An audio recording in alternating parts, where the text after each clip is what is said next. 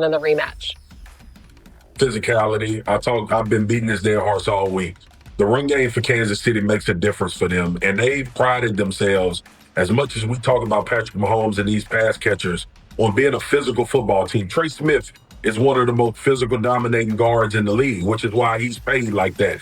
So I would like to see Pacheco and Kareem Hunt and this run game start to help facilitate some things so Patrick Mahomes in this passing game can be explosive. They're missing wide receivers. They're missing a lot of their weapons on the outside. We expect that to get better as the season goes along, but you got to find a way to figure out how to run the football as the Kansas City Chiefs, because in history, it has helped them tremendously when it comes to their offense, and if it's stagnant, they can still be dominant. And what about on the other side of the ball, RC? I mean, this defense gave up 40 points to the Eagles in the Super Bowl. Yeah, the defense gave up 40 points to the Eagles, but I also want to talk about what we saw week one without Justin Reed on the back end. We know that Steve Spagnuolo loves to bring pressure. Here we're going to see the pressure, and now Keenan Allen's going to be matched up one-on-one with Brian Cook on the back end. Look at all this space that he has in this zero coverage with the blitz. We get a tear route, a clear route on the outside. Watch him make him miss, get up the field, and get the first down. And here, this play to Quentin Johnston was one of the biggest plays of the entire game. You're going to get the motion by Ladd McConkey. You see Tranquil walking up into the line of scrimmage, so they know that it's zero coverage as the safety from the backside, Jaden Hicks, comes over. Look at his body position. He's trying to shield him from getting to the open side of the field. His hip is locked. He can't get around, and now Johnston gets into the end zone. They had to try to create pressure, but in doing that, I felt like they weren't tied in well on the back end, and that could be something that the Eagles exploit because they know they're going to try to get pressure on Jalen Hurts. Yeah, I mean, right. This is my exact note for the defense. I know Steve Spagnuolo is going to send pressure, in part because the four-man rush for Kansas City isn't getting it done, in part because Jalen Hurts, while he was better against the blitz last year by a great deal, it is still the right way to attack him. You saw that week one a bit with Dallas. So knowing he's going to send pressure, my one note was just, okay, what happens on the back end? Can they cut down on the miscommunications? Can they anticipate where Hurts' outlets are in this game, whether it's A.J. Brown, Devontae Smith underneath, or even Saquon as a check down option? Because what we saw from the Chiefs defense in week one, I will say, was far more concerning to me than the Chiefs offense. The Chiefs offense is going to get better. They're going to get players back, but this is the defense, and they must play significantly better, particularly in communicating on the back end than we saw that first week. You know, y'all are making me feel real bad about my pick. I mean, which is crazy. I'm the only one who picked the Chiefs because they've never lost 3 straight games with Patrick Mahomes. But I could see, RC, why y'all picked the Eagles. Well, I just think that right now, the Kansas City Chiefs aren't the team we're used to seeing. They're very beat up on the offensive side of the ball, and defensively, they just didn't look like that same physical, aggressive unit we're used to seeing. Swegu, thanks again for joining us. Really quick, LSU Florida prediction. Since you're in Baton Rouge, LSU Florida, give us a prediction. LSU by 50. By 50. By 50! Is it Mahomes or Hurts? It's going to be Jalen Hurts. And listen, I know people are going to try to look at the stats at the end of this game and be like, RC, you're always big up in Jalen Hurts and look at his statistics. Jalen Hurts is going to do what it takes to win. Jalen Hurts has better players around him, an offensive line that's more than stout. A.J. Brown on the outside, Devontae Smith, Dallas Goedert. Also look in the backfield, Saquon Barkley. Now, will he throw for 300 yards? Maybe not. But will he make the right play? Will he make the run on third down like we saw against the Dallas Cowboys? Will he use his legs in the red zone? Absolutely. And on the other side of it, Patrick Mahomes doesn't have the arsenal that Jalen Hurts has. And Stephen A., you can look at me any way you want. We're now having a different conversation. When we had the conversation earlier about the Green Bay Packers, I talked about the Green Bay Packers. I ain't saying the Philadelphia Eagles wasn't good. I said the Green Bay Packers were the best team. And right now I'm saying that I saw you looking at me, and now right now I'm saying that Jalen Hurts is going to have the better day. And I want people to know this too about Patrick Mahomes. Patrick Mahomes, based on what was around him in that game against the Chargers, played absolutely out of his mind. He made freakishly good plays. And Cam knows that sometimes when the people aren't around you as talented as you can be, talented as Cam was, as talented as Patrick Mahomes is, you can't do or go places your team can't help you go. And that's why, to me, Jalen Hurts has the upper hand. S.A.?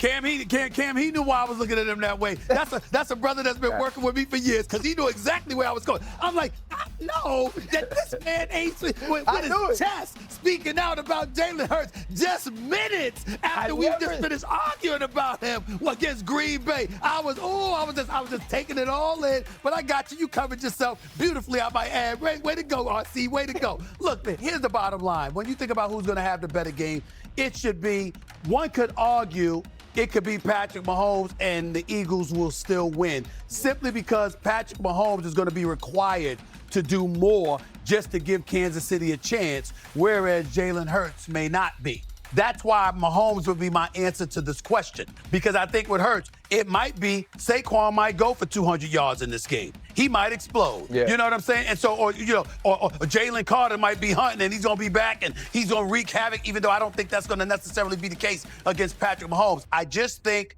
that with what Patrick Mahomes is going to have to do in order for Kansas City to have a chance to win this game, I think statistically at the very least, we can look and see that Patrick Mahomes may have a quote-unquote better game, but the Eagles still walk away victorious.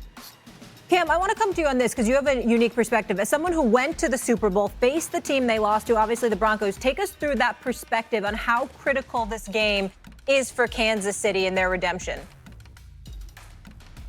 Well, that's the thing. This is just another game. I think we got so caught up in this being redemption.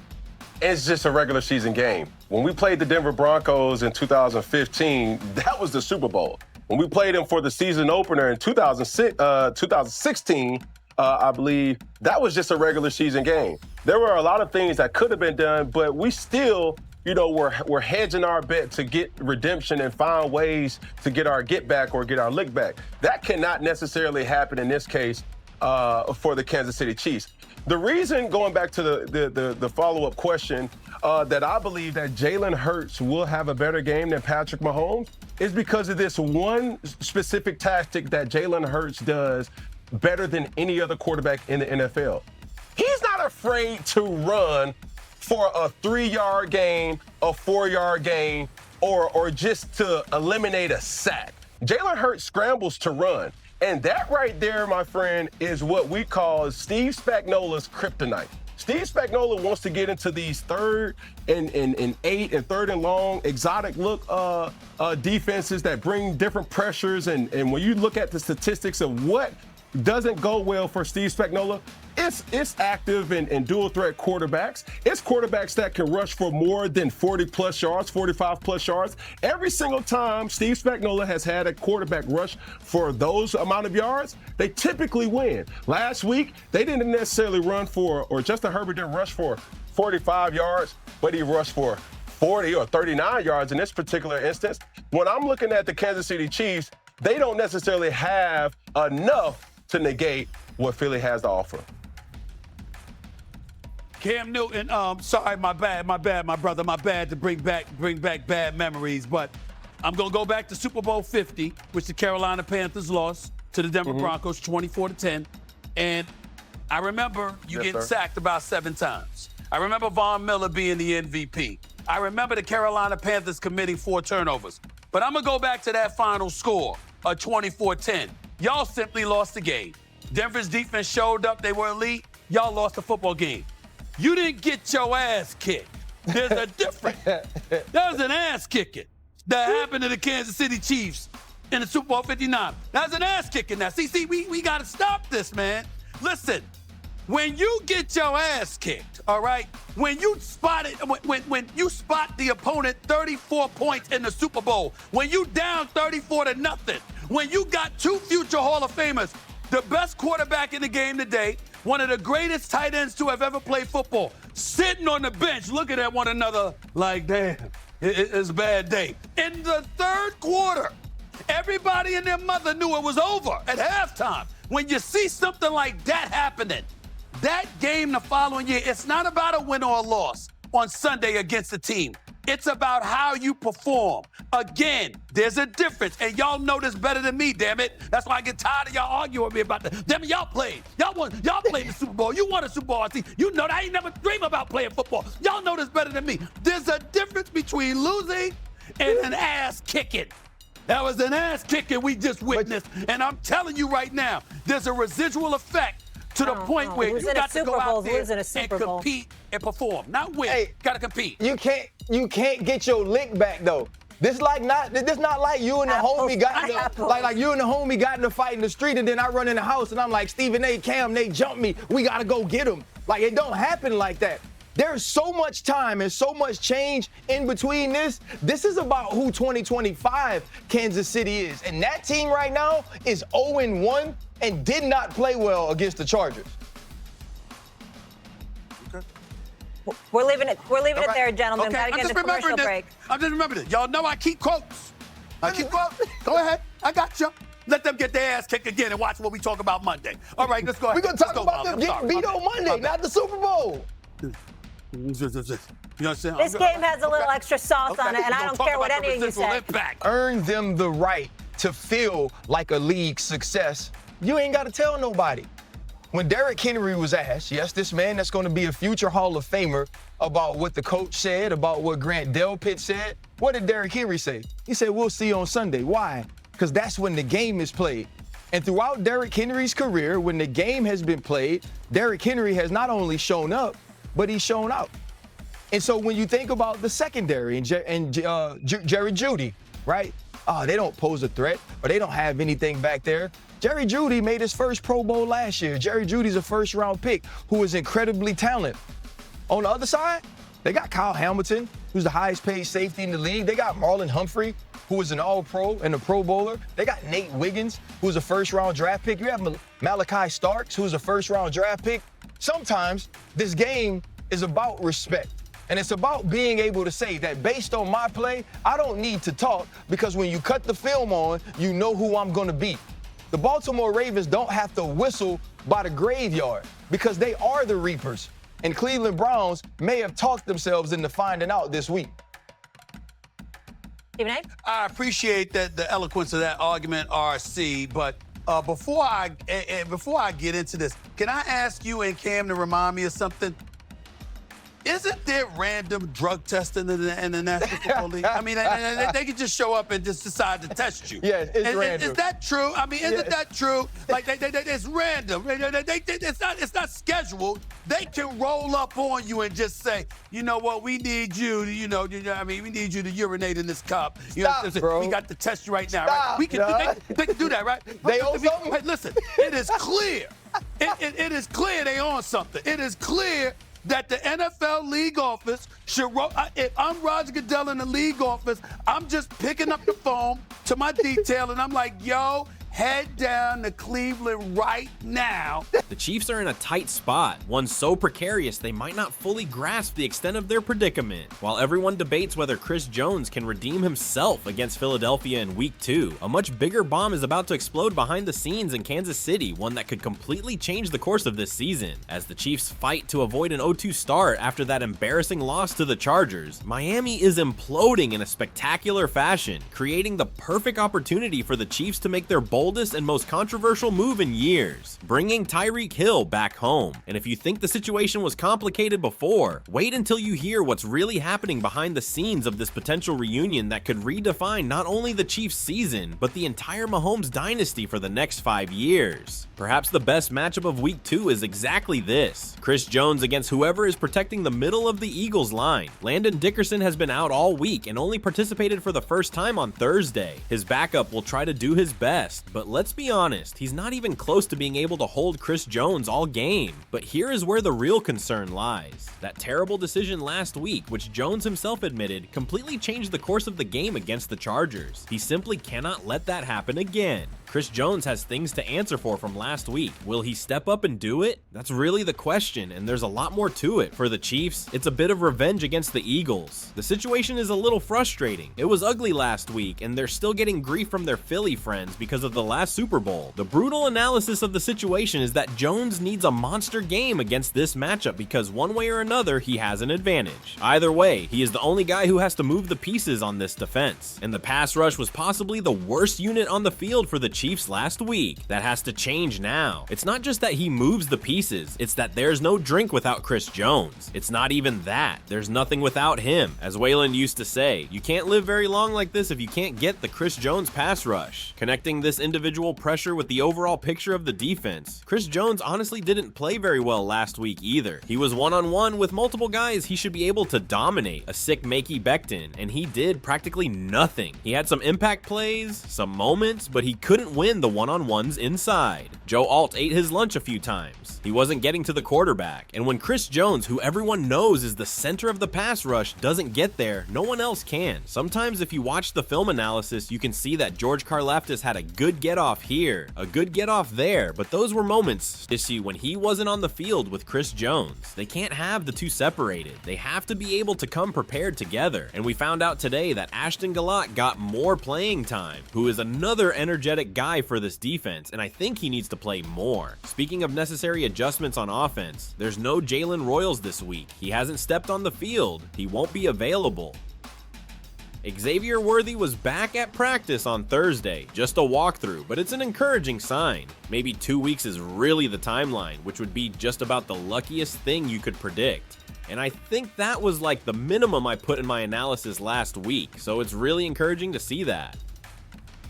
But in the meantime, you have Cooper DeJean, who is playing well. You have Darius Slay out there, who will defend part of the season. He didn't have a great game, but was certainly not as terrible as Darius Slay on the other side. So the right side of the Eagles' defense is the pressure point, and someone in that wide receiver group, someone in that room has to step up and take the reins. I think it could be Tyquan Thornton trying to take advantage because I know he can get past Slay, and that allows Hollywood to work without having to take the super dominant volume of the passing game. Whenever a player gets injured, everyone knows that other players have to compensate, and we found out that Hollywood was running some of Xavier's routes. Tyquan Thornton too. Now, if the game plan assumes Xavier was out, they can focus on these players so they have a more idealistic view of what they're going to be called on to do. And because we saw Tyquan Thornton with Patrick Mahomes hitting that deep ball a little better, I think that's going to help.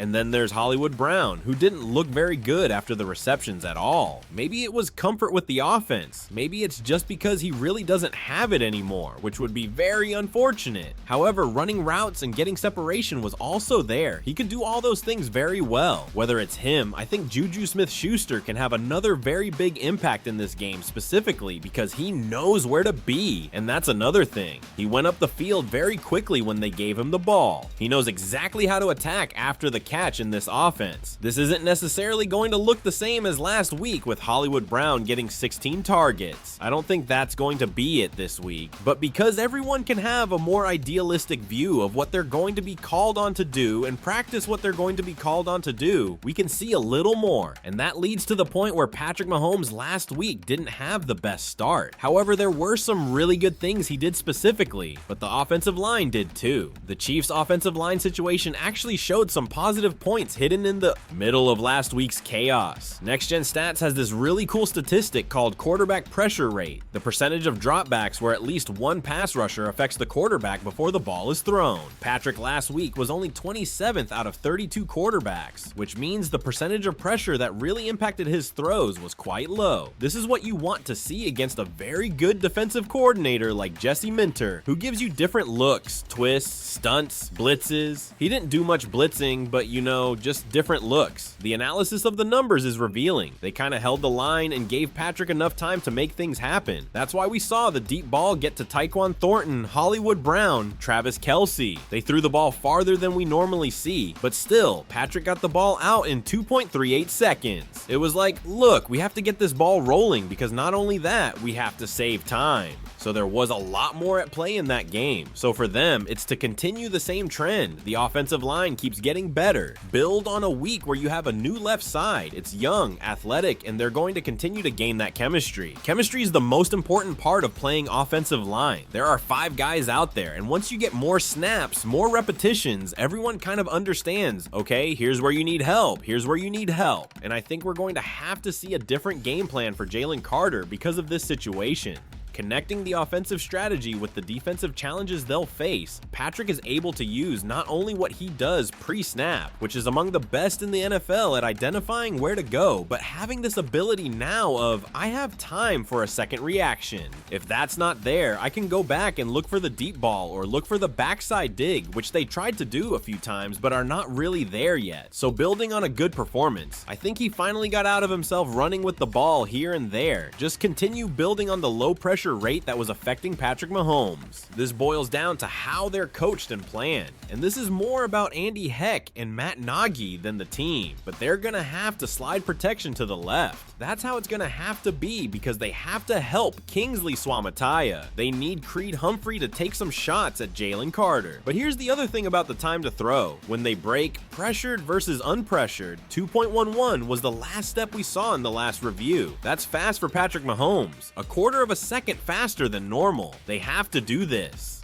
Matt Nagy called some slants last week. We saw several guys catch them. This has been something we've been asking for years. They have to continue this. This is how you stop Jalen Carter. Even Nolan Smith, a lot of people feel he's a true speed rusher, but I think he's more of a tweener. But either way, Josh Simmons struggled a bit with speed last week. They're going to get Smith sometimes. They're going to get him. They're going to get Josh Uche. God forbid if Josh Uche gets a sack on Patrick Mahomes, Twitter will melt. They'll lose their minds. If you want to see my head spin completely, be here on the post-game show if Uche actually does something, for God's sake. But all this said is about the coaching staff making them comfortable with that block down and being able to adjust when needed and throw that short slant ball to take advantage of the linebackers. The linebackers were actually very good in coverage last week for the Eagles. The guys who weren't were generally that right side when the safety came down, and certainly the corner Slay. So if they can get time, especially if they can get some play action time, look for Patrick to throw to the left to whoever is there, because that's the point where I think they're going to have success. I hope Darius Slay plays better. Normally when players get completely beaten, they're going to play a little better. I still don't think he's a physical specimen like he used to be. Much better. He was a much better player than he is at this moment. But that second corner spot has been difficult for them in recent seasons. Even Darius Slay at the end of his career with the Eagles wasn't the best, and you can attack that part. I'm not going to beat a dead horse about the running game, folks. You know how we feel. But to help counteract some of these things with pass rush, we saw the Chiefs use a singular draw play against the Chargers. We saw it a few times last year again against the Chargers. Kareem Hunt had one. I think maybe they had two on Friday. We saw Kareem do one, but regardless, they ran like a pulling draw where they actually pulled Josh Simmons into space. A lot of people are destroying Pacheco, but he made the right read there. Folks, don't worry, that was the only time he made a good read, because if you watch, Simmons is going into space. That defender is actually coming towards Simmons, so his angle is outside, then Pacheco cuts inside, but the problem is he doesn't know how to press a block. The raw analysis of the situation is that he can't get to Simmons and then press back inside. He doesn't know how to do that. It's not really his game, but more than that, I think it's a huge thing, because if you think Jalen Carter is coming after you, interior pressure, okay, well let me look like I'm going to throw the ball, hand it off to the running back. They can do some of these things, activate their offensive linemen. I think they tried, but they need to be able to run the ball outside, and unfortunately, the vast majority of touches still go to Isaiah Pacheco and Kareem Hunt, and you can't run outside zone with them. So I think we need to see Carson Steele being the guy who I think needs to get at least a few. They have to keep a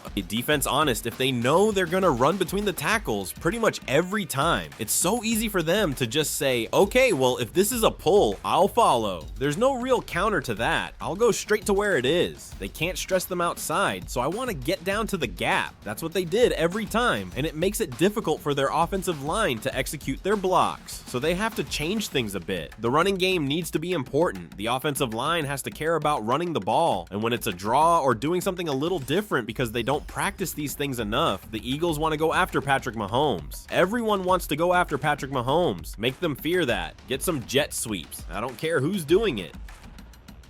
Jet sweeps from Carson Steele create some chaos at the line of scrimmage, at the mesh point. So people have to think, and they're not doing that enough. Toss sweep is exactly what I'm looking for, and they have to do this and find the best way to take advantage of what they have there. This term and this condition that I have to get into is pretty direct, and I hate summarizing things that are not "this is normally next is no show," folks. We want to give the keys to victory and that kind of thing, but this week it's all up here. You have to go out and act like you care. That's what you have to do. Go out and play the game. Shifting focus to the mental and emotional aspect of the game, they were absolutely dominated in physicality in the Super Bowl. That cannot happen. They were embarrassed a bit last week by a division rival. Okay, fine. They didn't play their best game, but they were embarrassed in that Super Bowl. They can't go out here and get beaten again no matter what. From Creed Humphrey to Trey Smith to the rookies, that's fine, but it has to come from the other side of the ball too. Derek Nunati is going to hold a post. He's going to sit in the middle and try not to be moved, but he's not going to dominate anyone. George Karlaftis, you have to get past these tackles. They might be the best players on this roster. You have to dominate them. Chris Jones needs to attack the middle. So who comes from the outside? Charles Omenihu. Is he still in a milk bottle? Did someone find him? He has to show up. And I like what was said about Ashton Galate. I want to see him bring a little of that energy, but it also depends on Spagnuolo not being so clean with the way he's going to attack them in the blitz. I like it when they send the linebackers. I don't think he did enough.